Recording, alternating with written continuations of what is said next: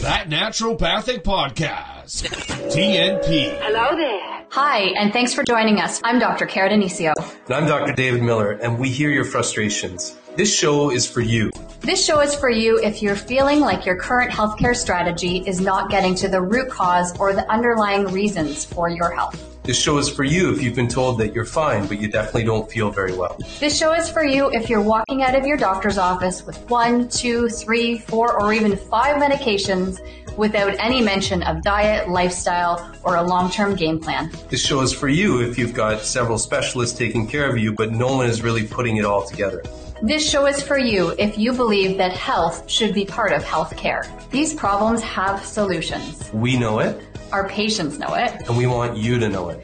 Naturopathic medicine is the solution that you need to know about.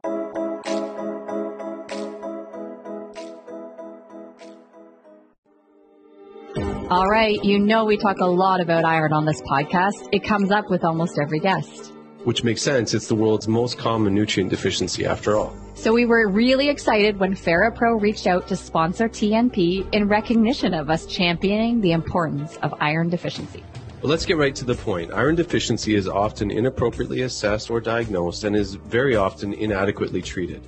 Which means it will leave you or your patients feeling tired and literally pulling their hair out if it doesn't fall out first.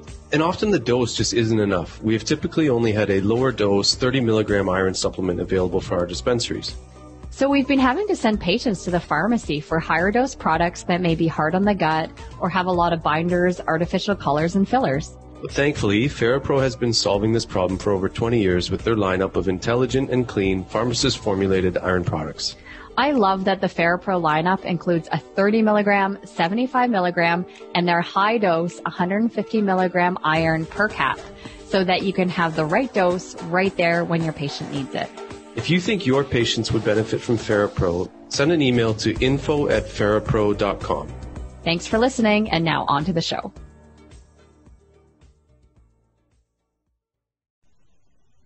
All right, welcome back to another episode of That Naturopathic Podcast. This is Dr. Cara. And this is Dr. Dave. And today we're joined by Dr. Jenn, and I'm really excited to introduce Dr. Jenn. Dr. Jenn is the founder of the Umbrella Project.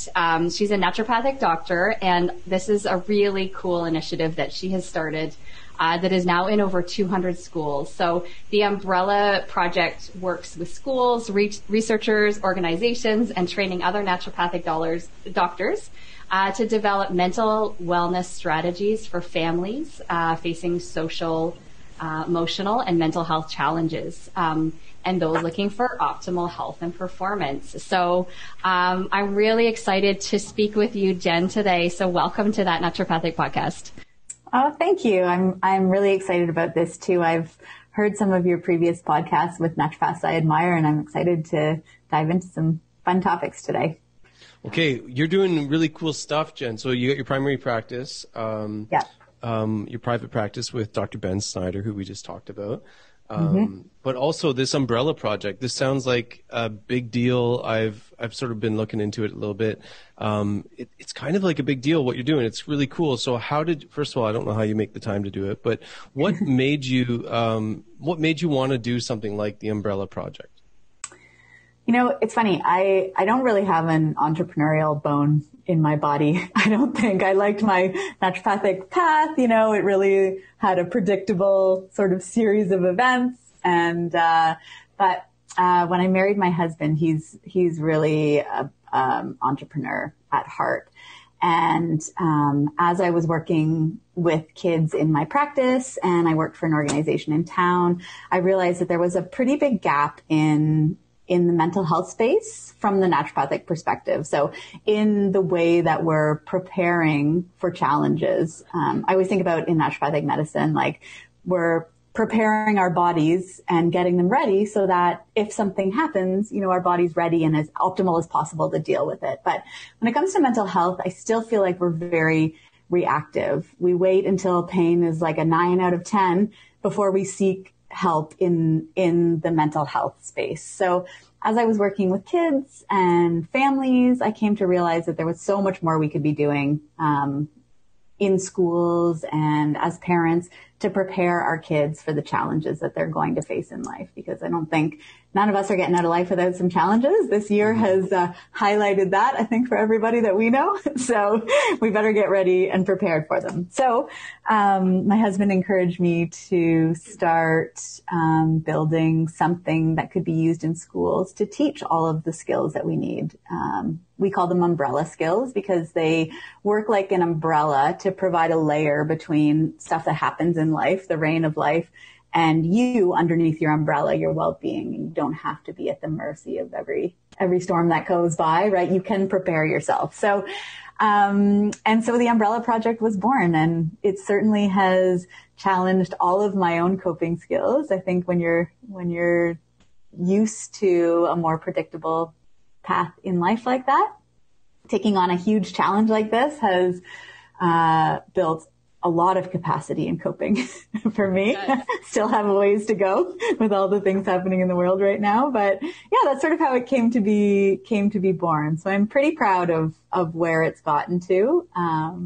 Not coming from that sort of background, that business background. I still sometimes pinch myself of how many people that we're touching and how many schools and lives and teachers and families are all getting this information now. So you don't need business. You just need something that matters and something you really believe in and something that works, right? So obviously this is something that is so needed. I would love for you to explain, I really think that our listeners and even me, using that analogy of the umbrella, what are some of the things you talk about that are under that umbrella? So in terms of the skills that fall into your umbrella, we look at, there's lots of them. And I think it's important that there's lots of them because not every skill works for every situation, right? It was great. It's great to have a lot of empathy, but if the world is calling for you to pivot quickly your business, that skill is probably not the one you need. You might need cognitive flexibility, right? So things like that, like empathy, cognitive flexibility. We talk about self-compassion, which is by far the skill that comes back lowest in all of the adults that I survey. We talk about resilience and gratitude and kindness. There's all sorts of skills that fall, grit and having a sense of purpose. So there's tons of skills. And then the other side of it that we talk about is what you do under your umbrella, which is your self-care piece. So it's pretty hard to be empathetic when you're hangry, right? If you don't feed your brain the right foods, if your blood sugar's low, nobody can use their coping skills as well as they should. So I think that's those two pieces kind of meet each other in the middle. So you've got your umbrella and then you've got what's happening under, what you're feeding your brain to actually be able to use those coping skills.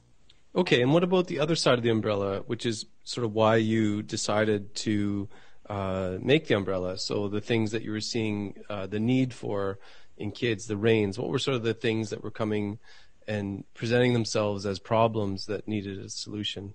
Yeah, it's a good question. I mean, there's lots of talk right now about the increase in mental health concerns that are out there.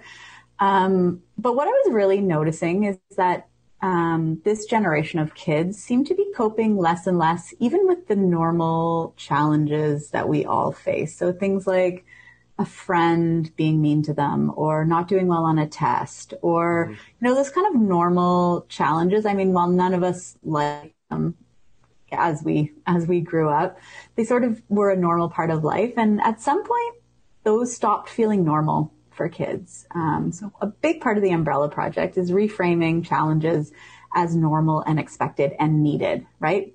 Coping skills are skills. That means we have to practice them in order for them to be good, which means we need something to practice on, which is all the challenges that we face. So everything from those kind of things to all of the things that come up with technology now, I think that's a big added challenge for kids. So they can't really separate themselves from that mean friend anymore or from,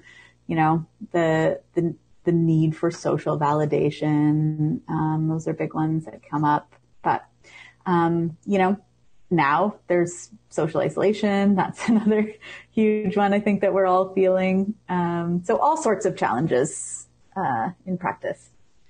And, actually what I thought was super interesting is that KidsLink was an organization that worked with kids who were really identified as struggling. And I would say naturopathic practice tends to bring in a different population, often with parents who are looking to just really optimize their kids' health.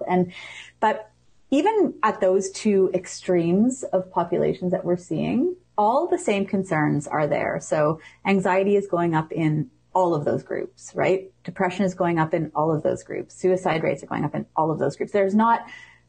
No longer is it easy to predict who's going to struggle with mental health. So. Yeah. And this analogy really is resonating with me, and I'm so glad I get to talk to you today. And I love the flexibility of it. There's something you said there I just wanted to say that it really struck me, was when you said, there's lots of skills and not, we don't need all of them. And I think sometimes these abstract terms parents will hear, grit or resilience or, or even skills like, breathing or self-care, but they all feel very abstract, and it's hard as parents to know what that means and how we foster that. It's just like, what? So I really like how this kind of frames it under that, and it really acknowledges different components that, every kid or every person is going to follow a different path in order to kind of create that healthy umbrella.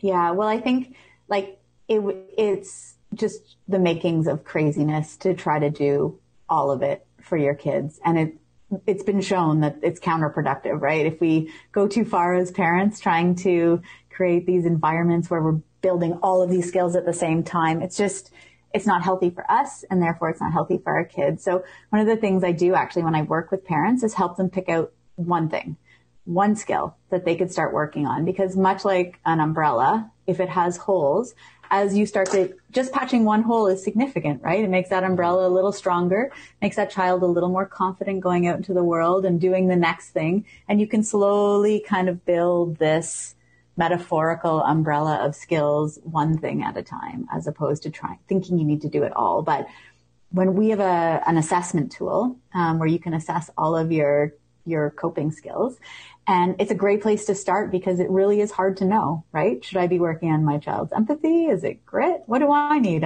Should I be more mindful? Or maybe I need to start with, right, cognitive flexibility. So sure. Once we have patients or students do their umbrella assessments, or parents, then it really stands out. Okay, if I start with self-compassion, I'll fill this big gap in my coping skills, and that will help me take the next step to, a stronger umbrella. So I like that you brought that up, because it is impossible to do it all at the same time. It's important to pick out the thing. And that is why, this is what naturopaths are good at. I wish people got what we do. Mm-hmm. And your program is so obviously a naturopathic doctor's brain. Something that is comprehensive, makes sense, has flexibility, has context, and has the ability to be applied to different individuals as they need. That is what we do. People are overwhelmed with what they should do with their health. We can talk to them and help them make decisions as to what they actually need out of all of the options out there. And so, I don't know. I love that your program is so naturopathic at heart in just the philosophy and thinking in which you've developed it. Thank you. That is a huge compliment to me. And it reeks of it. It's so it really is beautiful. And I think when something is wise or true, it manifests in the same sort of concept will manifest in different ways. And it's I was just reading through the website today and just seeing sort of, there's analogies galore between what Kara's saying there with that sort of impassioned plea for the understanding that this is just naturopathic medicine, this umbrella idea. I just think it's so totally congruent with what we're all trying to do. Yeah, thank you. That's a huge compliment to me. And I really do feel and often try to give as much props as I can to all the people who have done all the individual research on each of these skills.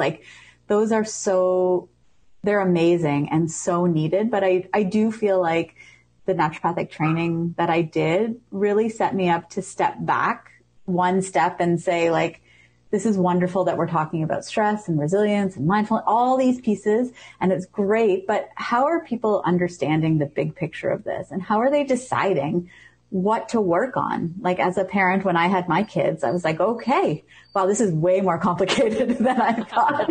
Mental health. And like every day you send your child to school and they learn something new and they bring it home, it completely changes that strategy that worked great yesterday, right?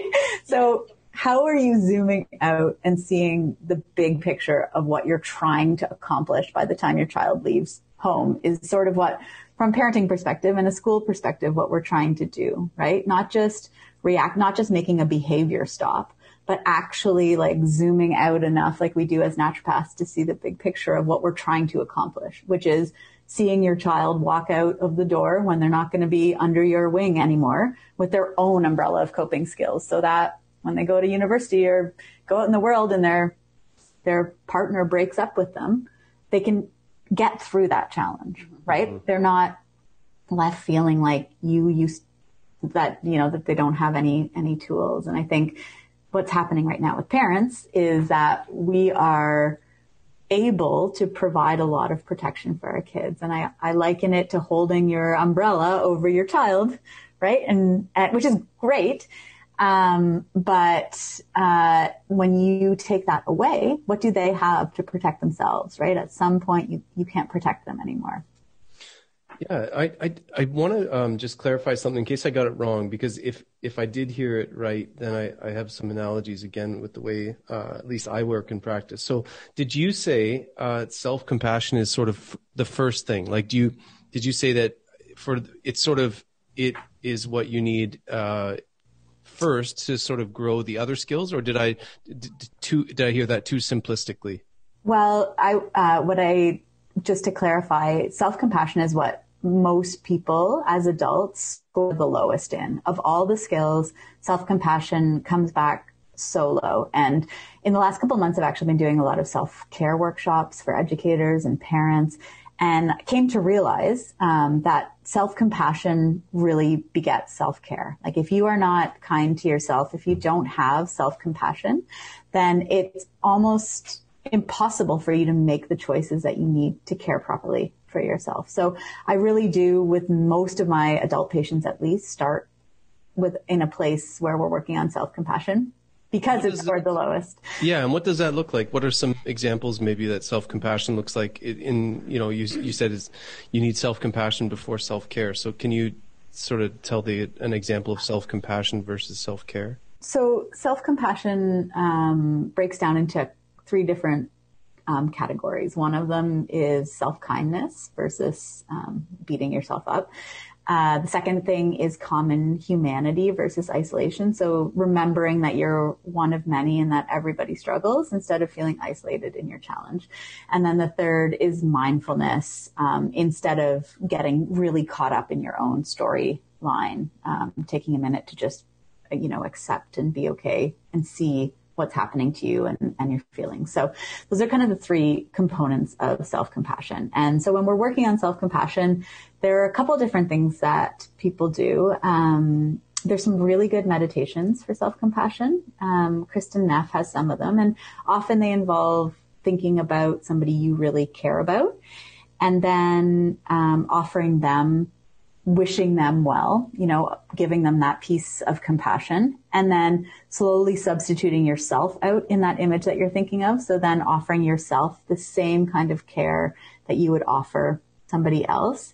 When I work with kids, it often means going through a set of questions where they're thinking about what they might say to a good friend who found themselves in the same situation. And then deliberately saying those things to themselves. And it feels a little forced as these things do at the beginning, but I think deliberate practice is the beginning of something that becomes more natural. So really learning how to treat yourself like you would a good friend, through those steps is something we might do.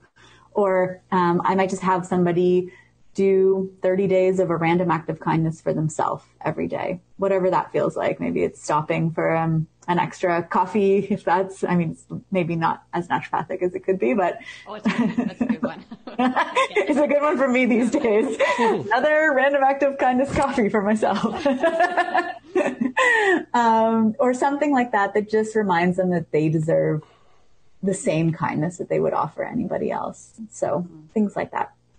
I think you could make I'm going to say something, maybe the teachers won't like it, but I would argue just in already that some of this stuff seems more important to teach kids than the fact that pi is 3.14159.265.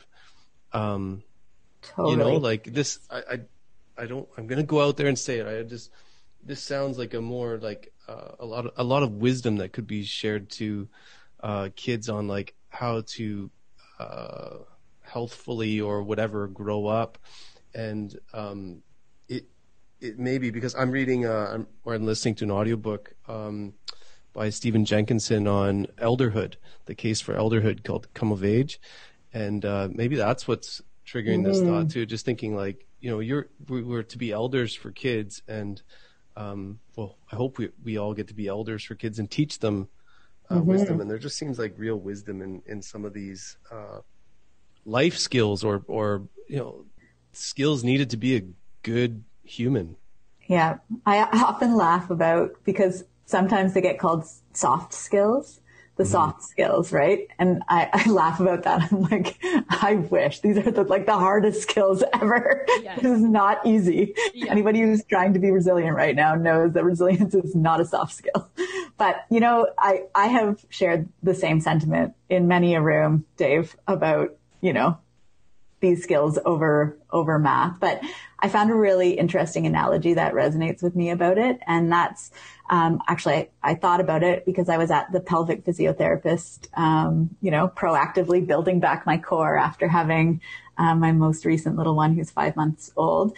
And the way that you build your core in pelvic physio is so slow and nuanced. Like before you can do a squat and flex your pelvic floor or your core muscles, you just have to lie there and very subtly flex the different layers. And it's very much like that. And I think all of these coping skills are very much like your core in school. So anything else that you want to do, you know, if I want to go and do a clean and jerk at the gym, if I don't engage my core, that move becomes virtually impossible. And I think that all of these coping skills are exactly like that when it comes to school. If you can engage your core muscles of all those different skills and then go and do math, that makes math so much easier.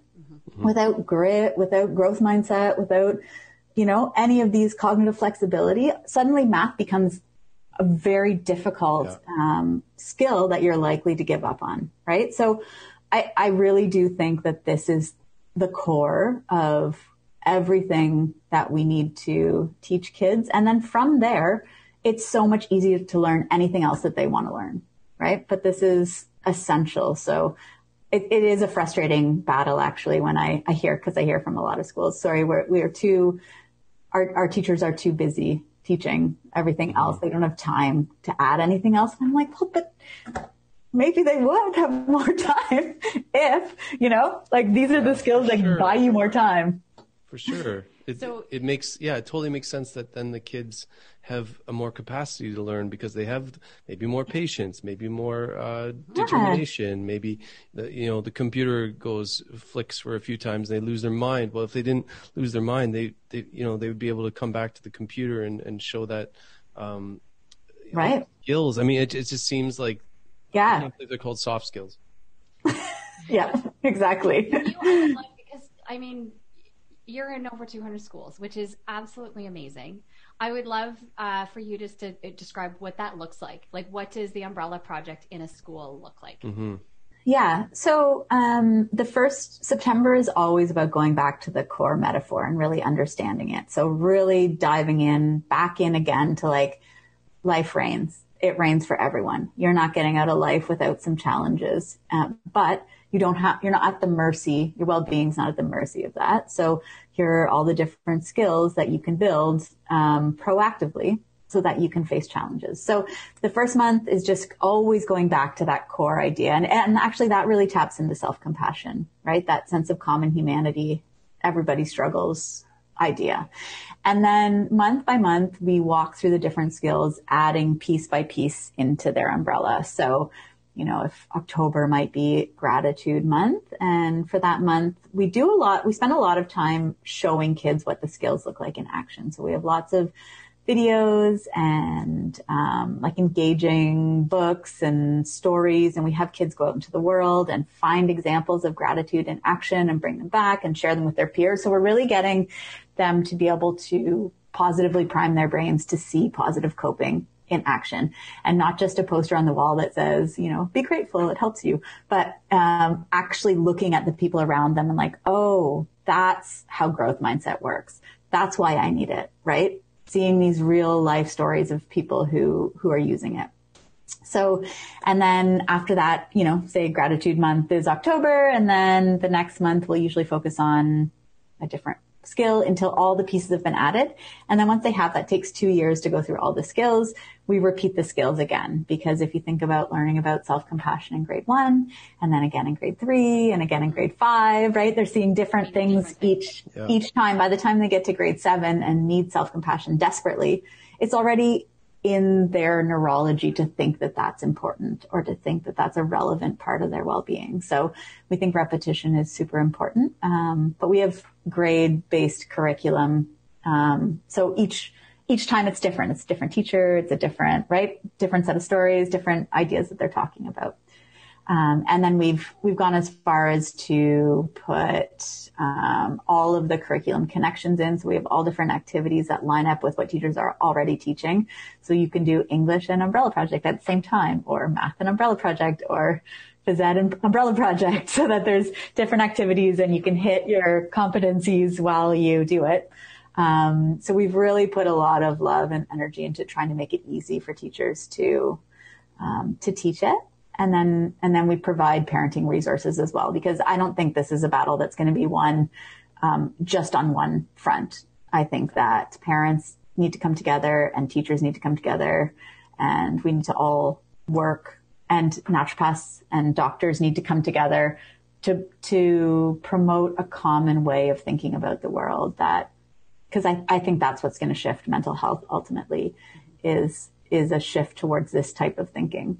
I don't think we're ever going to make a difference in mental health by putting more responders in schools, more social workers, once somebody's already created in their mind a story about their well-being that is not serving them. Because that's the other piece of the Umbrella Project, is what all these stories do is they shift the way that students look at what's happening to them. They create a different story after hearing about all these other people coping, if you can imagine, and then say you're bullied and you've just heard 10 stories of positive coping with bullying. Suddenly the story is different in your mind about what it means, what that trauma, what that difficulty actually means that it happened to you.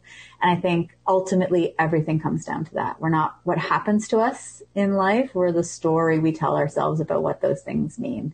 And so the more we can create a narrative for students and parents and teachers of positive coping, the more we can actually have a huge impact on the trajectory of mental health, right? We can get upstream from all those challenges and write a different story before the story even happens to kids, so that becomes what they take away from those experiences. So yeah, because like the rescue boats are out, right? Like rescue boats cannot keep up. The life right now for mental health, and totally, but mental health cannot keep up. Like the mental health workers, the social workers, Keystone services, like they cannot keep up, and that downstream is like calling for help. And I love that this is, I'm sure there are other programs that are upstream, but can't save the downstream by throwing in more life rafts. Mm-hmm.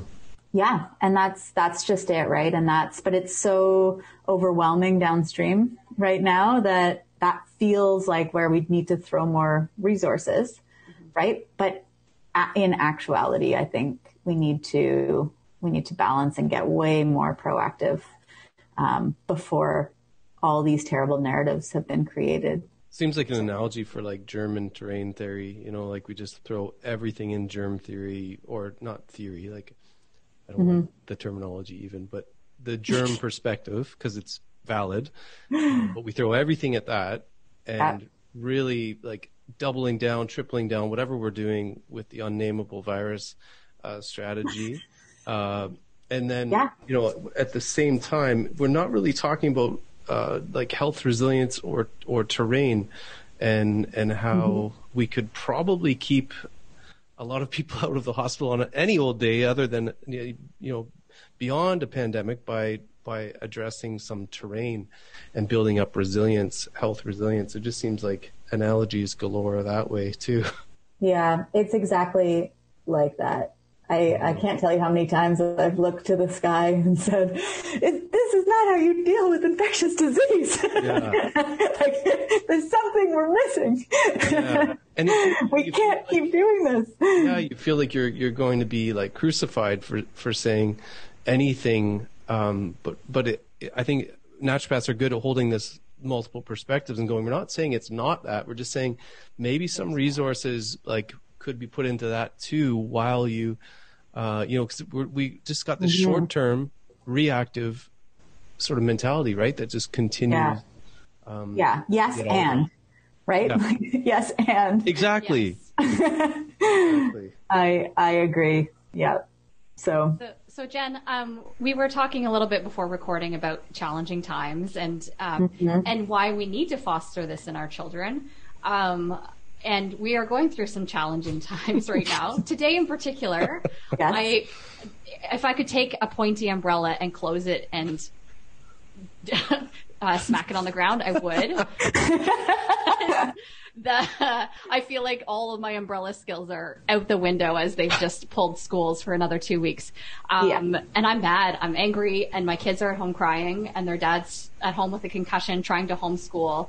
And it's, and that's just my story, and we have it easy. And I know there are other families around Ontario who, don't even have the privileges that, that I have. And now you have to demonstrate these resilient qualities and characteristics when you go home to those kids. I do. And so, I'm painting a kind of a angry picture here, and I am today. I feel like my resilience and ability to adapt is just tapped out this year, like everybody's.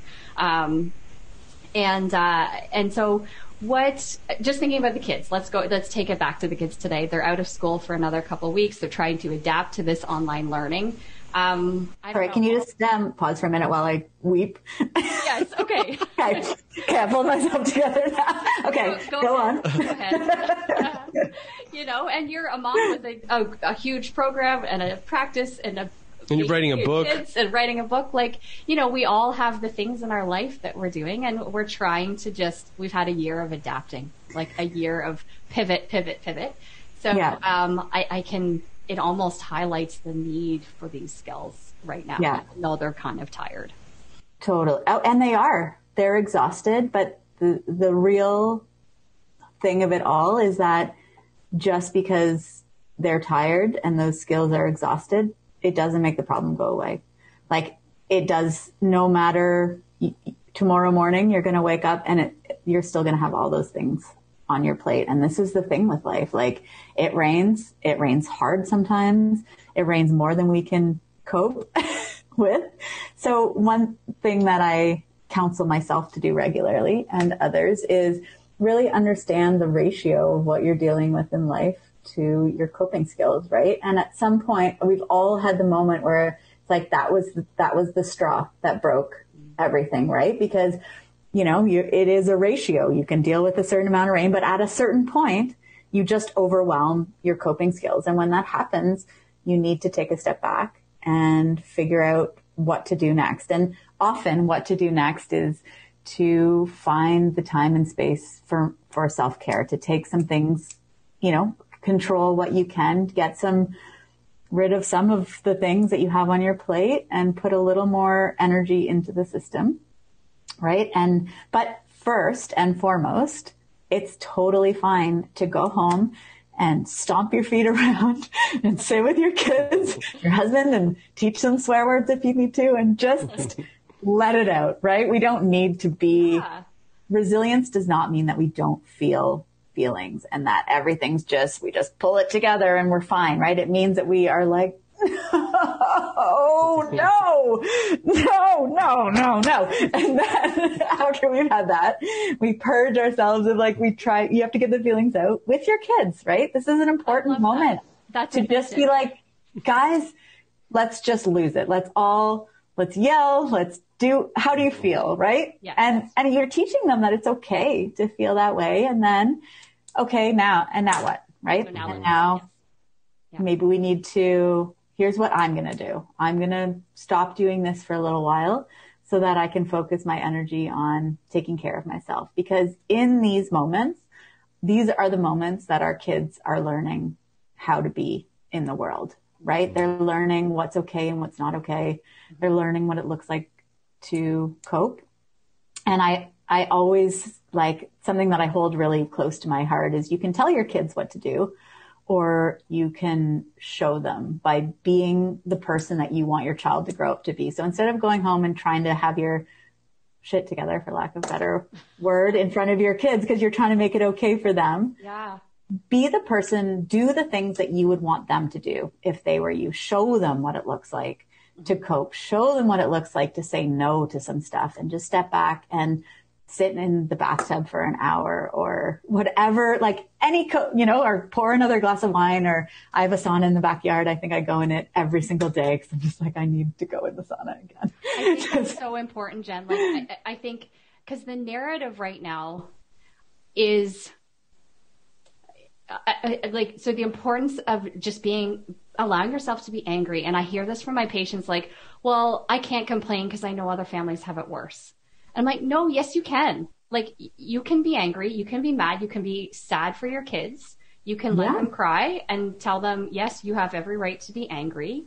Because the narrative now, if you say something, at least, socially in particular, is, well, get used to it. This is the new normal. Just accept it. Just, other people have it worse for you. Well, how can you be angry? Do you want your kids to get sick? Right? And there's a lot of toxic responses out there when people express that they're not happy. Right. It's so that's true. Not saying does not equate with you don't agree that COVID's a problem or that we should be doing this. You can hold both of those truths together. Absolutely. Yeah. Well said. And I think if you skip the part where you're angry, where that has to go somewhere. You're just building all of that up inside, right? So, gratitude is a fantastic skill, and it's a skill that lets us see all the things that we have and recognize that other people are struggling more than we're struggling, right? But the first and most important thing is just to allow yourself to struggle. I don't know why we want to look always like we have it all together. I don't even think people like people who have it all together all the time. It's this funny thing that we do. We all want to seem like we have it all together. And yet nobody even likes those people. It's okay to just be messy, right? It's okay if your life for one day and your kids see, or 10 days or however long, right? It's good. It's very positive for them to see you just be angry. Just be I hate this. I don't want this anymore. And then tomorrow or whatever day, wake up and be okay, but I can't make it go away right now. So now I'm going to dive into gratitude and really try to feel and be with the things that I have, or mindfulness. I'm really going to try to just slow down and be present with, you while you're in school, and then my husband while he's doing whatever the sequence of your day is. Right. But yeah, you can't skip the first step. And so even within sort of your core competencies that you're trying to teach kids with the project, is it times like this where your brake pads, your resilience, whatever your capacity to deal with stuff is really waning? What are the ones you really, really double down on? Because it almost reminds me when a treatment hierarchy that I kind of follow when I treat gut issues is often I use demulcents first, like something soothing, just relax, sleep, get water. Here's your demulcents. And then after that, you may do more like an antimicrobial or something at another point. But starting with like yin or starting with like, I don't know, it's kind of like a treatment hierarchy that I guess I follow without really having written it down. Funny, just to do the women's health analogy, like when women are struggling with painful periods or heavy periods, like in the short term, I'm like, you just need to not be doing CrossFit on day one of your period. Like same idea. You need to be at home and resting and with a water bottle. Like this is not the time to be CrossFitting and doing all the things and trying to push through. So I'm just interesting that our first treatment, it's a good example, Dave. Yeah, absolutely. So, I mean, always my mind goes back to self-compassion, but also to mindfulness, actually. I think mindfulness is a really good skill to help make quick change or to help you recognize what you might even need, right? Without mindfulness, it's hard to know how you're feeling, you know, if you're well or unwell, what you need, where you're sad, where you're anxious, right? So just getting back to that core presence in and being okay with your feelings and how you're feeling, just noticing them, is a really important skill that I start with a lot. But honestly, I think we're input-output systems. And right now I feel like most of us are outputting way, way more than we're inputting. Like that balance is off. So before any skill, I might just think about putting more energy into the system with whatever that looks like for you, whether it's time spent alone,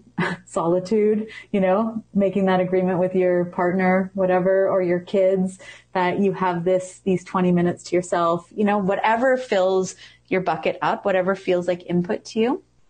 I think that's a good place to start to gather some energy back into the system. And if you don't have time for it, taking a critical look at what's taking the place of that. Great. We love analogies here, and when you understand something well, you can break it down to simple analogies. So I think there's a lot of really helpful ways that this podcast will help people kind of frame a strategy for their families right now. Jenn, we always ask our guests at the end what's one takeaway they want to leave our listeners with. I mean, I feel like the last thing you just said was a great one, but is there anything that you want to leave us with, you know, especially as we're going into the next, you know, the first part of this year, you know, the end of a long year of pandemic, you know, any thoughts on a final point here? Oh gosh, there's so many things. I think, I think the easiest ways to start to make change in anyone's life is to really think about being the person you want your children to grow up to be, or you would want your best friend to be, or you would want, like, making choices that reflect what you would wish for someone else and not for yourself. I think we're very good at sacrificing our own well-being. And I know that when I step back and think, what would I want my child to do right now? It's much easier for me to say, okay, I would want them to stop pushing so hard and just take a day off. I would want them to, you know, find 20 minutes to themselves to just whatever it is that they want to do, to just read a book, right? And when I can see that perspective, when I find it's easier for me to start to make the choices that will sustain health through what we don't know will be another couple of months. And I dare not say any longer than that. I don't know. But I know that this is now a marathon and we need to really be kind to ourselves and make choices that reflect that. So. Nice. Thank you for talking to us today. Thank you for having me. I think more people need to know what you're doing. I think you're doing some amazing work for this world. So, thank you. Such a great ambassador for what naturopaths can do. Definitely. Thanks, guys. I appreciate it. And you guys too. I'm excited to go through and listen to all these podcasts. I've listened to a few and they're awesome. There's some good NDs to highlight. So, totally among them. How can we find you? How can maybe teachers find out about getting Umbrella Project in their schools, or parents' resources? Where do we go? Yeah, our website has access to everything. So umbrellaproject.co is a great spot to look. There's naturopaths who are trained to help parents assess their coping skills as well as their kids' coping skills. You can find the list of those NDs there, and all the information about our curriculums there too. So that's a great place. All right. Thanks so much, Dr. Jenn. Go have a coffee and a breath before you get back to your parenting tonight. I will. I've already had 2 or 3 today, so, confessions of a naturopath. Me too. All right. Thanks so much. Take care. Take care. Bye. Thanks.